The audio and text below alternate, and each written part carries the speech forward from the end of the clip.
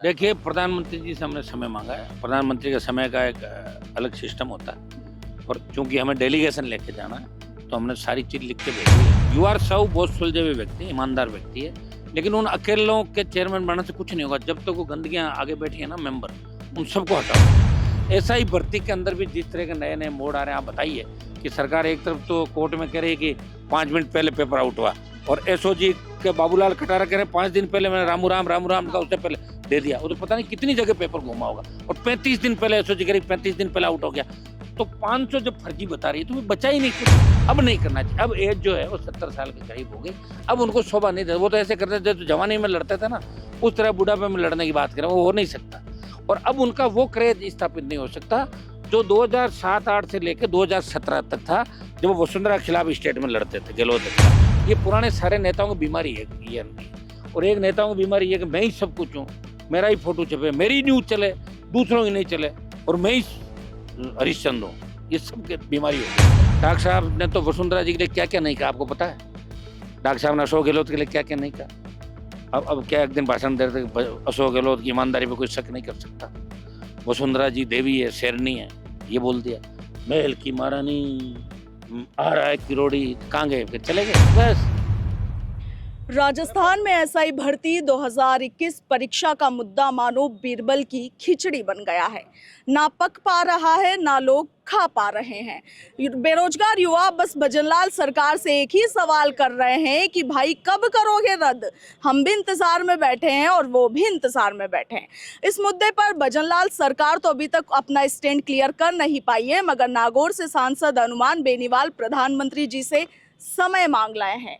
क्या कुछ बातचीत हुई है प्रधानमंत्री से? देखिए, प्रधानमंत्री जी से हमने समय मांगा है। प्रधानमंत्री के समय का एक अलग सिस्टम होता है और चूंकि हमें डेलीगेशन लेके जाना है तो हमने सारी चीज़ लिख के भेजी है कि इस तरह का मामला था। आपने भी जब राजस्थान चुनाव में आए थे 23 के अंदर, तब आपने राजस्थान की जनता के सामने भाषण के अंदर ही बात कही थी कि मैं पेपर माफिया को पाताल से भी ढूंढ निकालूंगा।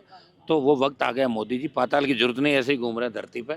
आप यहाँ से पकड़ लो इन सबको और भजनलाल सरकार को निर्देशित करो कि जो बीजेपी का एजेंडा था, घोषणा पत्र था, उसके अंदर आरपीएससी पुनर्गठन और एसआई भर्ती रद्द करें। तमाम वो भर्तियाँ जो जिन पे अंगुली उठी है उनको देखा जाए। माध्यमिक शिक्षा बोर्ड, आपकी कर्मचारी चयन बोर्ड, जिस जिस तरह के लोग जहाँ जहाँ हैं, तो उन सब का हम ये जो पूरी एक फाइल राजस्थान सरकार के अंदर क्या कमिटमेंट थे, पूर्ववर्ती सरकार में क्या हुआ, इस सरकार में जेटीए के अंदर क्या हुआ, ये लेकर प्रधानमंत्री से मिलने का टाइम, अगर निश्चित रूप से टाइम मिलता ही हम उनको पूरी बात से अवगत कराएं। मतलब अभी तक मिला नहीं है? आज ही मांगा ना, अभी मांगा 15 मिनट पहले। तो आज आरपीएससी के लिए नए चेयरमैन की घोषणा भी कर दी गई है, यूआर साहू, कैसे देखते हैं? देखिए, ये हमारे संघर्ष का ही परिणाम है। यू आर साहू बहुत सुलझे हुए व्यक्ति, ईमानदार व्यक्ति है, लेकिन उन अकेलों के चेयरमैन बनने से कुछ नहीं होगा। जब तक वो गंदगियां आगे बैठी है ना मेंबर, उन सबको हटाओ। नए पूरे नई संरचना, नए लोग, वही तो पुनर्गठन है और क्या। और वो कर्मचारी जो बरसों से बैठे हैं, उठा के फेंको उनको वहां से। और मैं तो ये भी कहूंगा कि आरपीएससी का जो मुख्यालय है अजमेर बदल के जयपुर करो। क्या लेना देना अजमेर में आरपीएससी का, आप बताओ मुझे। क्या है अजमेर? अजमेर राजधानी है क्या? राजधानी राजस्थान की जयपुर है। जब सचिवालय यहाँ है तो आरपीएससी भी यहाँ होनी चाहिए, एक ही जगह होनी चाहिए सारे। ये मेरी मांग रहेगी कि अजमेर से इसको हटाया जाए। फालतू में अतिक्रमण करके बैठे हैं। अजमेर छोटा शहर है, वहाँ आरपीएससी का कोई मतलब ही नहीं। आरपीएससी को लाओ जयपुर के अंदर और इसकी संरचना करो यूपीएससी की तर्ज पे। और यूआर साहू की टीम मजबूत दो। सारे पुराने हटा के उनके इस्तीफे मंगा ले। भजनलाल जी, वैसे गवर्नर साहब तो कह रहे थे कि ये तो 1 मिनट का ही काम है, तो भजनलाल जी कह दें उनको, कहते सारे मेंबर हट जाएंगे। पॉलिटिकल और जाति आधार पर नियुक्तियां नहीं हो, ये हमारी मांग है। अगर आप जाति के आधार पर राजनीतिक नियुक्ति करोगे, किसी नेता के कहने से करोगे, तो उस नेता का कहना मेंबर को मानना पड़ेगा। वो कहेगा इंटरव्यू में इतना नंबर दे दो, तो देना ही पड़ेगा उसको। तो ये काम नहीं करें बस, तभी जाके बच्चों के भविष्य के साथ जो खिलवाड़ मिट सकता। ऐसा ही भर्ती के अंदर भी जिस तरह के नए नए मोड़ आ रहे हैं, आप बताइए कि सरकार एक तरफ तो कोर्ट में कह रही है कि 5 मिनट पहले पेपर आउट हुआ और एसओजी के बाबूलाल खटारा कह रहे हैं 5 दिन पहले मैंने रामू राम का उससे पहले दे दिया। वो तो पता नहीं कितनी जगह पेपर घूमा होगा और 35 दिन पहले एसओजी कह रही 35 दिन पहले आउट हो गया। तो 500 जब फर्जी बता रही है तो बचा ही नहीं कुछ। और सरकार के मंत्री जाबर सिंह जी कह चुके हैं कि भाई 300-400 जो सही आए उनका क्या होगा बताओ। वो खुद ही मान रहे 500 फर्जी है, तो सही का क्या पता लगा आपको? मशीन है क्या सही गलत का? तो उसके अंदर आप ऐसा करो, ये बोलो कि भाई रद्द कर दो और नार्को टेस्ट कराओ। जो कहते हैं मैं तो सही हूँ, उसका नार्को टेस्ट कराओ, पता लग जाएगा कि नार्को टेस्ट में आदमी झूठ नहीं बोलता, तो हम सही मान लेंगे उनको। नार्को टेस्ट तो होते ही झूठ झूठ और सच सच आ जाता। इतनी हिम्मत उन लड़कों की नहीं होगी जो कह रहे हैं ना नार्को टेस्ट के अंदर कई बार होश भी नहीं आता, इतनी रिस्क कोई नहीं लेगा। तो इसका सही जांच तो तभी की जा सकती है कि या तो नार्को टेस्ट हो, पॉलीग्राफी हो, या ऐसे टेस्ट जो नए आए उसके आधार पर। बाकी हमारी मांग है कि ऐसा ही भर्ती को रद्द करके, और सरकार को अपनी इज्जत बचानी चाहिए। सरकार बहुत बदनाम हो चुकी पूरे देश के अंदर, प्रदेश के अंदर। और हम प्रधानमंत्री के पास जाएंगे, और प्रधानमंत्री जी अच्छी तरीके से जानते हैं कि जिस तरह युवा आक्रोश रैली के अंदर लाखों नौजवानों ने जिस तरह का दम दिखाया गर्मी के अंदर, वो कभी भी दिल्ली को घेर सकते हैं, और वो भजन लाल को डांट निश्चित रूप से पिलाएंगे अगर हमारी मुलाकात हुई तो। लेकिन बेनीवाल साहब, आप देखिए कि 50 दिन आपको हो गए शहीद स्मारक पर डेरा डाले बैठे, एक बड़ी महारैली भी आपने कर दी, मगर नतीजा कुछ हो नहीं पा रहा है अभी। देखिए, इस स्टेट में 66 साल बाद पार्टी का गठन हुआ, वो भी मैंने ही करी है। मेरा अब एक ही काम बच गया कि नए नए काम करना। जितने पुराने छोड़ के गए हैं, पुराने पाप जो धरती हैं राजस्थान में, उन पापों को करना, उन पापों को धो के नष्ट करना। और जितने पापी घूम रहे हैं राजनीति में, ब्यूरोक्रेसी में, उनको भी नष्ट करना। अब नहीं कर पा रहे सरकार में हम नहीं, लेकिन फिर भी प्रयास ये कर रहे हैं। 50 दिन हो गए, और 50 दिन में आप देखिए 41-42 दिन से मैं खुद आपके बीच बैठा हूँ। 8 तारीख को मैं नागौर गया था, मेरा पहले का टाइम दिया था जनसुनवाई का, वो भी बहुत बेहतरीन जनसुनवाई हुई, वहाँ मैं करके आया। और आज हमने पीएम से टाइम मांग लिया। निश्चित रूप से जीत हमारी होगी, इसमें कोई दो राय नहीं। लेकिन अगला कदम हम जो भी उठाएंगे वो सरकार अपना आप उस बात को समझती है कि हनुमान बेनीवाल का अगला कदम क्या होगा, और उस अगले कदम से पहले ही सरकार इस चीज़ को निरस्त करेगी। और हम भी नहीं करेंगे, 1 जुलाई तक हम वेट करेंगे। जैसे ही पीएम का समय मिल जाता, हमें 1-2 दिन में पता लग जाएगा, उसके बाद हम अगला आंदोलन हमारा क्या होगा उसका आपको बता देंगे। हाँ, बेनीवाल साहब, एक सवाल था। पूर्व मुख्यमंत्री अशोक गहलोत ने कल आरपीएससी के चेयरमैन को लेकर ट्वीट किया था, उसके बाद में आज आरपीएससी के चेयरमैन की घोषणा कर दी गई। डोटासरा पहले ही स्टेटमेंट दे चुके हैं कि बीजेपी के विधायकों मंत्रियों से ज़्यादा तो हमारी चलती है। ये सही है, कांग्रेस के कई नेताओं की चलती है। अशोक गहलोत तो हमेशा मिले हुए रहते हैं, तो बहुत पहले वसुंधरा जी मिले हुए थे, अब भजन लाल जी से मिले हुए हैं। पहले ही पता लग जाता कल क्या होने वाला, और मैं क्या आरोप लगा रहा हूँ, यही तो मैं कह रहा हूँ। अशोक गहलोत ने ये थोड़ी कहा कि कौन बन रहा है, ये तो नहीं पता ना उसको, ये कह रहा होने वाली। मतलब अंदर की बातें सुन लेते हैं। सीएम जब रहता है तो सीएम हटता है तो 2-4 लोग अपने छोड़ देता है वहाँ पे चींचड़े, वो फिर उसको बताते रहते हैं साहब ये हो रहा वो हो रहा। तो ये तो मिला जुली का खेल तो चल रहा है राजस्थान के अंदर। और मैं क्या कह रहा हूँ, ये मिला जुली के खेल को ख़त्म करना चाहिए। वैसे अशोक गहलोत को ये नहीं कहना चाहिए पूर्व मुख्यमंत्री के, मैंने पहले ही कह दिया, मेरा ये गलत बात है। इस तरह की बातों का कोई आधार नहीं, उनको नहीं कहना चाहिए, ऐसी बात तो शोभा नहीं देती। और ये तो बयान क्या नौसिखिए नेता देते हैं, नए नए आते हैं पॉपुलरिटी के लिए। तो सीनियर लीडर है, 3 बार सीएम रहे, उनको ऐसे बयान अच्छे नहीं लगते उनके मुंह से। नहीं, मैं आपसे ये पूछ रही हूँ कि गहलोत साहब ने कल एक ट्वीट किया कि आरपीएससी में चेयरमैन अभी तक नहीं बनाया गया, युवा निराश है। वो तो जानबूझ के क्या होगा ना, आज बनने वाला था, वो पता लग गया ना उनको। और आप जिसका प्रदेश देश का नाम हमारी चलती, वो सही कह रहे हैं भाई। भजन लाल जी बीजेपी के जो प्रमुख नेता इनकी दौड़ में थे, उनको तो नष्ट करने में लग गए पूरी तरीके से, कोई वापस आ नहीं जा रहा। इनको खुद को राजस्थान को जो हालात में लेके जाना कर देंगे राजस्थान का। अगर समय रहते बीजेपी ने ध्यान नहीं दिया तो बहुत बुरी स्थिति बीजेपी की पंचायत राज चुनाव और आने वाले चुनाव के अंदर हो जाएगी। और ये हम सारी प्रधानमंत्री को लेके ये सारी बात हम करेंगे।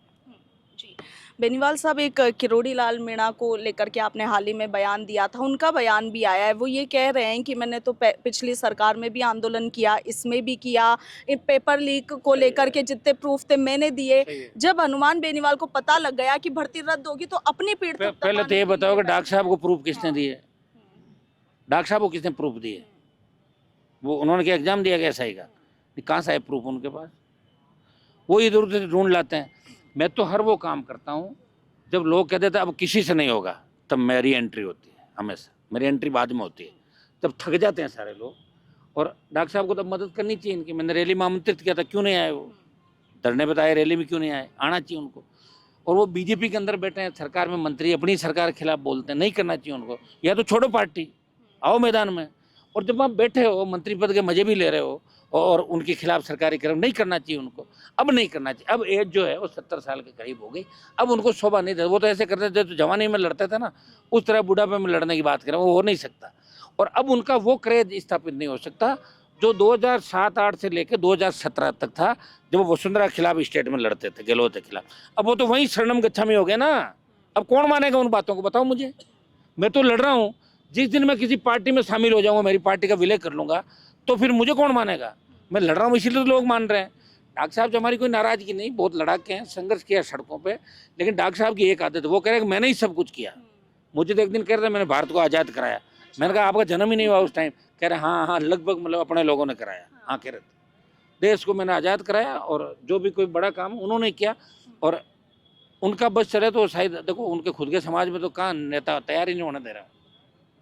उनसे 30 साल तो पीछे तो कोई लीडर ही नहीं होते। पुराने नेताओं की सब क्या, सुनो मेरी बात, पुराने सारे हमारे समाज के भी पुराने जो नेता थे ना, उन्होंने एक ही काम किया कि सेकंड पीढ़ी का नेता तैयार नहीं किया, अपने परिवारों से ही किए। वो तो मैं अच्छा रहा गया कि इनके परिवारों को धूल चटा के नए नेताओं को तैयार किया। ये पुराने सारे नेताओं की बीमारी है ये। और एक नेताओं की बीमारी है कि मैं ही सब कुछ हूँ, मेरा ही फोटो छपे, मेरी न्यूज़ चले, दूसरों की नहीं चले, और मैं ही हरिश्चंद्र हूँ। ये सब की बीमारी हो गई। आपके कुछ बयानों पे उन्होंने नाराजगी भी जताई। वो दे रहे हैं कि हनुमान बेनीवाल के जीभ बहुत बड़ी है, इधर उधर निकल जाती है। डॉक्टर साहब ने तो वसुंधरा जी के लिए क्या क्या नहीं कहा आपको पता है? डॉक्टर साहब ने अशोक गहलोत के लिए क्या क्या नहीं कहा?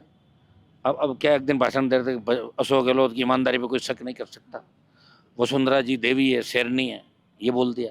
महल की महारानी आ रहा है किरोड़ी, तो कहाँ गए फिर? चले गए, बस इतनी लड़ाई है क्या? मैं तो जो बयान दे रहा हूँ ठीक दे रहा हूँ, सही दे रहा हूँ। और आप, मैं कह रहा हूँ डॉक्टर साहब ऐसा ही भर्ती वालों को छोड़ के क्यों गए? आपने तो कमिटमेंट किया था कि मुख्यमंत्री से मिलाऊंगा, इनको किसी ओएसडी से भी नहीं मिलाया। इतना बच्चों के साथ धोखा बताओ आप। मैं गवर्नर से तो मिला लाया इनको सबको, और सारी सरकार को ले आया 1 लाख के बीच में, हाथ जोड़ लिए सरकार ने आके, और अब पीएम से मिलाने ले जा रहा हूँ। ले जाओ डॉक्टर साहब, आप मना कर रहा हूँ कि मैं जाओ। प्रधानमंत्री जी आप कर रहे हो ना, मेरे बहुत साथ के हैं, तो प्रधानमंत्री जी के साथ लेके बच्चों को लेके जाओ, आप पीएम से मिलवा लो।